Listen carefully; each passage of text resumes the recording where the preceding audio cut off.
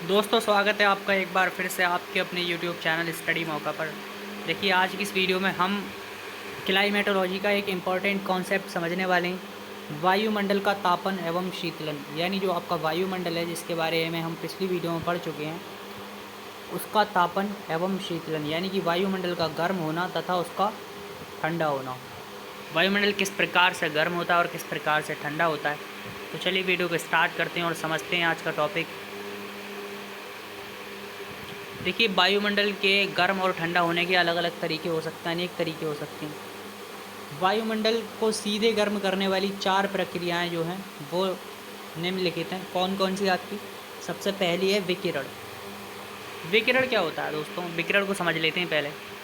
तो विकिरण जब किसी ताप स्रोत से, यानी कि जब कोई टेम्परेचर का सोर्स है मान लीजिए, तो उससे ताप जो है वो तरंगों द्वारा किसी वस्तु तक सीधे पहुंचती है, तो ये क्रिया क्या कहलाती है? विकिरण कहलाती है। यानी किसी ताप स्रोत से जो तापीय ऊर्जा है उसका तरंगों के रूप में किसी वस्तु तक सीधे पहुंचना विकिरण कहलाता है।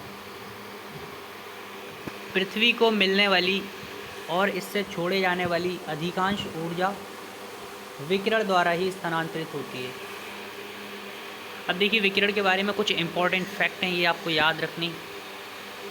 देखिए जो चाहे वस्तु ठंडी हो अथवा गर्म हो, प्रत्येक वस्तु जो है विकिरण करेगी, यानी एक प्रकार से देखा जाए तो वो ऊर्जा विकिरित करेगी। और ठंडी वस्तुओं की अपेक्षा गर्म वस्तुओं के प्रति इकाई क्षेत्रफल से अधिक ऊर्जा विकिरित होती है। यानी कि कहने का तात्पर्य ये है कि जो जितनी अधिक वस्तु गर्म होगी, जो विकिरण की दर होगी वो भी इतनी अधिक होगी, यानी विकिरण उस वस्तु से अधिक होगा। और देखिए एक फैक्ट और कि कोई वस्तु जितनी अधिक गर्म होती है उसकी जो तरंग दैर्ध्य होती है वो उतनी ही शॉर्ट होती है, यानी उतनी लघु होती है। और जो वस्तु अगर ठंडी होगी तो उसकी जो तरंग दैर्ध्य होगी वो दीर्घ तरंग दैर्ध्य होगी। जैसे कि आपका जो सूर्य से आने वाला विकिरण है पृथ्वी तक, जिसको सौर्यिक विकिरण बोलते हैं, तो उसकी जो तरंग दैर्ध्य होती है वो लघु तरंग दैर्ध्य के रूप में पृथ्वी तक पहुंचता है, तथा पृथ्वी जो प्राप्त ऊर्जा को विकिरित करती है वो दीर्घ तरंग दैर्ध्य के रूप में होती है, क्योंकि पृथ्वी जो है कंपैरेटिवली ठंडी होती है।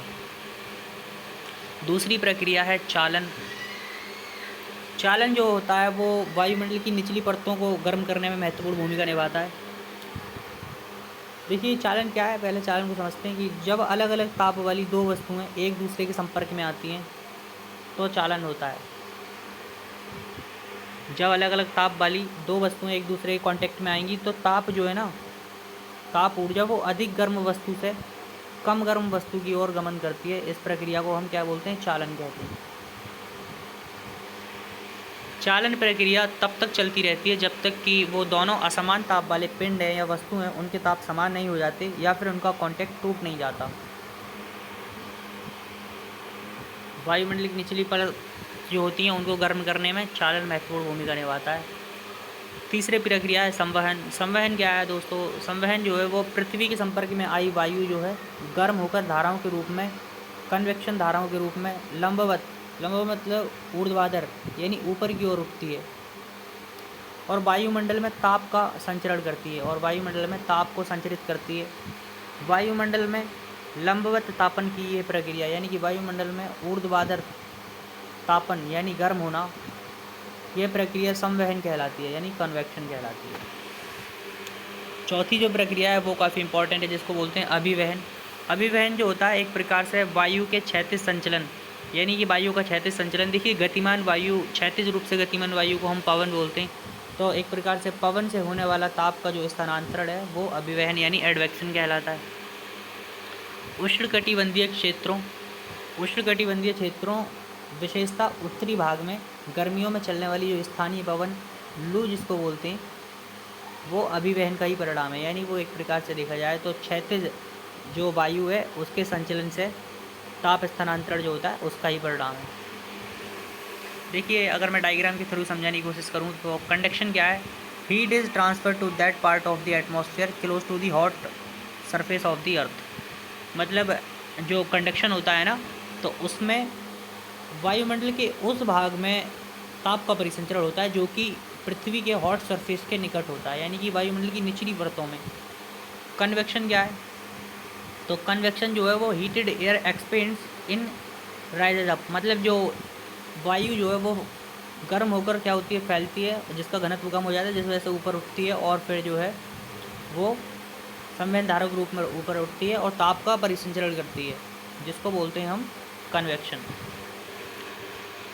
एडवेक्शन क्या है? Advection horizontal transfer of heat by wind, यानी कि पवनों के द्वारा क्षैतिज रूप से जो ताप का परिसंचरण है, ताप का संचरण है, उसको एडवेक्शन बोलते हैं।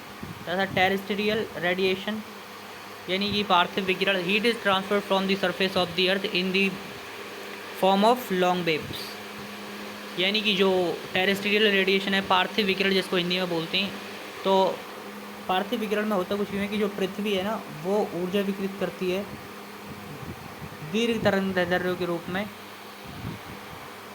ऊर्जा विकिरित करती है दीर्घ तरंगों के रूप में अंतरिक्ष में, इसको बोलते हैं हम टेरेस्ट्रियल रेडिएशन यानी कि पार्थिव विकिरण।